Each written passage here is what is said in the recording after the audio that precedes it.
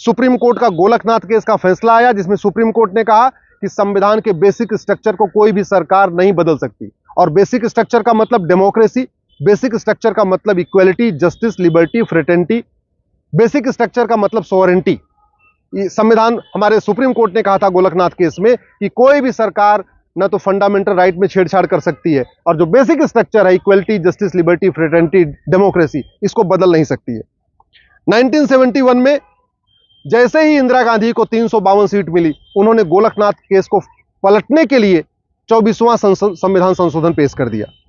1973 में एक historic judgement आया जिसको केशवानंद भारती केस कहते हैं। 1973 में उस समय सुप्रीम कोर्ट में टोटल 13 जज होते थे, और केशवानंद भारती केस को 13 के 13 जजों ने एक साथ सुना था।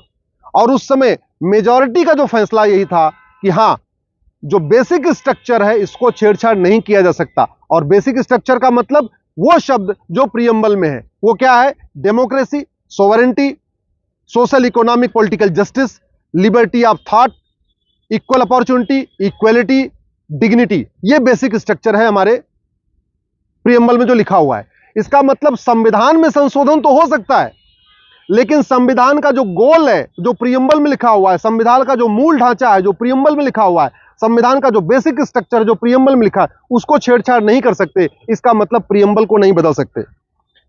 लेकिन जैसे ही इंदिरा गांधी ने इमरजेंसी लगाई 25 जून को, उसके बाद उनका दिमाग इस पे बदलने पे लगा रहा।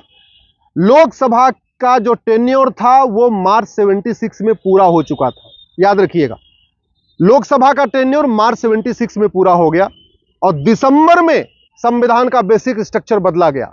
सवाल यह है, आखिर अधिकार मिला कैसे?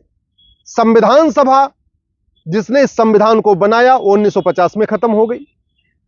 लोकसभा का कार्यकाल मार्च 76 में खत्म हो गया।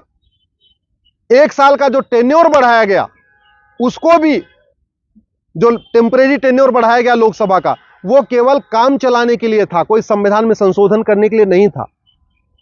सुप्रीम कोर्ट ने 24 जून को जो फैसला दिया था इंदिरा गांधी को, एक तरीके से उनको कार्यवाहक प्रधानमंत्री का उनको अवसर दिया था।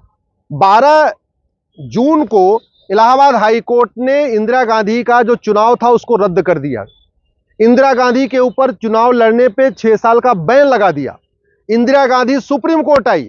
24 जून को सुप्रीम कोर्ट का फैसला आया, लेकिन सुप्रीम कोर्ट ने इलाहाबाद हाई कोर्ट के फैसले पे कंप्लीट रोक नहीं लगाई, पूरी तरीके से उसको उस पे स्टे नहीं दिया।